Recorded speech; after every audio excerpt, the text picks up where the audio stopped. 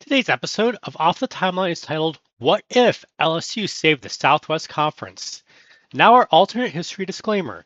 In 1990, Southwest Conference officials informally tested LSU's interest in joining the league, and LSU quickly told them no. This scenario changes that answer and imagines what could have followed.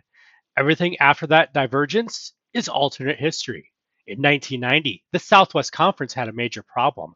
Arkansas was looking towards the SEC, and officials around the Southwest Conference were searching for ways to strengthen a league whose future suddenly looked uncertain. And one of the schools they checked on was LSU. No formal invitation, no secret signed contract, just an informal inquiry. LSU Chancellor Bud Davis confirmed there had been a discussion asking whether LSU had any interest in the Southwest Conference.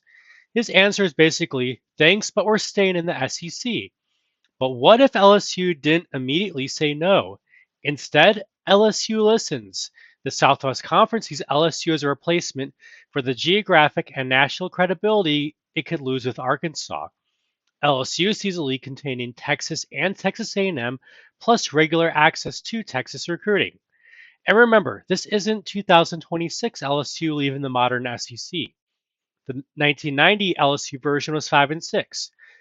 So after negotiations that never happened in our universe, LSU shocks college football and joins the Southwest Conference. Arkansas still leaves for the SEC, but now the Southwest Conference hasn't simply lost its largest program outside Texas. It replaced Arkansas with LSU. That doesn't magically fix the conference. The Southwest Conference still has too many schools concentrated in one state. It still has TV problems. It still carries baggage from the scandals of the 80s. LSU merely gives it something incredibly valuable: time. And on the field, LSU isn't walking in the new league and dominating. Just like in real life, LSU struggled in 1991. In our real timeline, they did have a 45-7 loss to Texas A&M. And that's our first clue, because Texas A&M initially dominates LSU. The Aggies control the early version of this Southwest Conference, while LSU has to rebuild against A&M and Texas rather than Alabama and Florida. But LSU's presence changes recruiting and scheduling enough that the conference feels less like Texas and friends. The Southwest Conference responds by expanding again. Tulane becomes the logical next addition, giving the conference another Louisiana school and giving LSU a permanent in-state conference opponent. Meanwhile, several states east, Clemson creates another problem. The Tigers were an ACC charter member and had just lost longtime coach Danny Ford after the 1989 season. Ken Hatfield took over and Clemson remained good.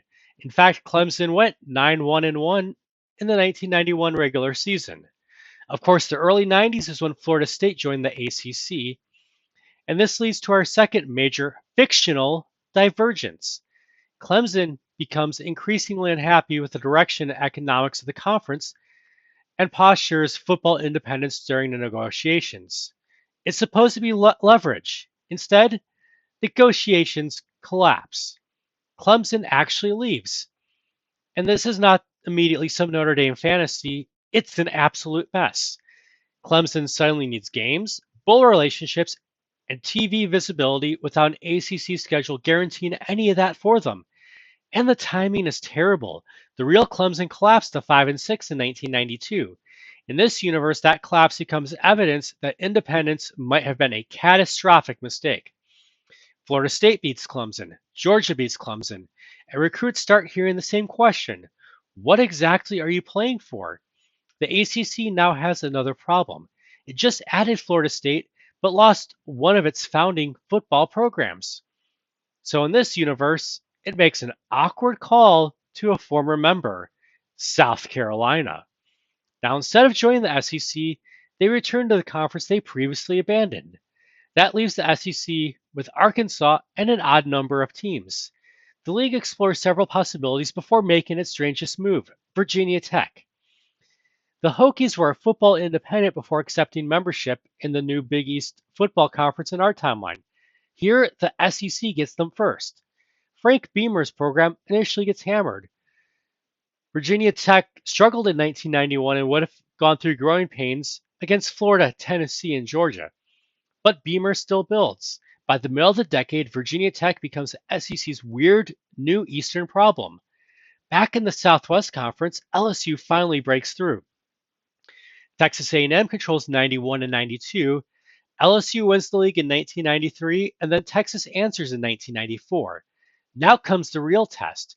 In our world, Texas, Texas A&M, Baylor, and Texas Tech eventually combined with the Big Eight to create the Big 12.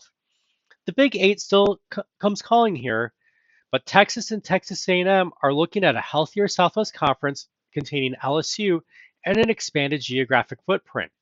This time, they tell the Big Eight no, so no familiar Big 12. And suddenly, Oklahoma and Nebraska have the realignment problem.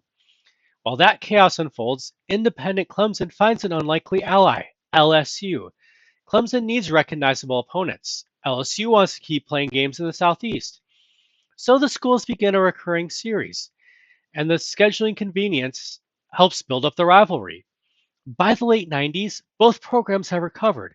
In 1997, an undefeated Clemson travels to Baton Rouge, loses at night, destroying its national title hopes while pushing LSU towards a major bowl.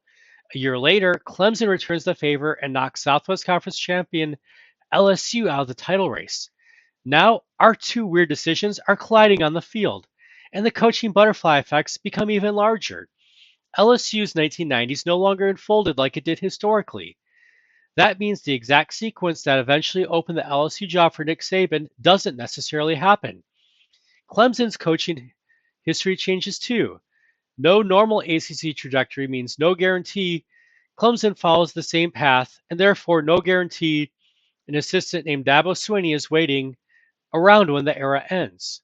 By 2000, college football looks almost normal until you look closer for 5 seconds.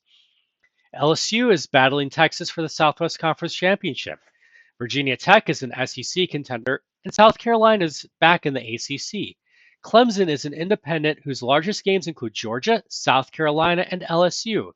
And Oklahoma and Nebraska are stuck figuring out what the Big Eight becomes, all because of one conversation that actually happened. The Southwest Conference never formally invited LSU in 1990, nor did LSU even show any interest in it. But officials did informally ask whether LSU was interested. In our timeline, LSU immediately told the Southwest Conference no and chose the SEC. In this alternate universe, LSU gives them a different answer, and that tiny opening is enough to save the Southwest Conference, while completely breaking college football everywhere else. And if you enjoyed this college football alternate history, hit like, comment, and subscribe, and I will see you in the next timeline.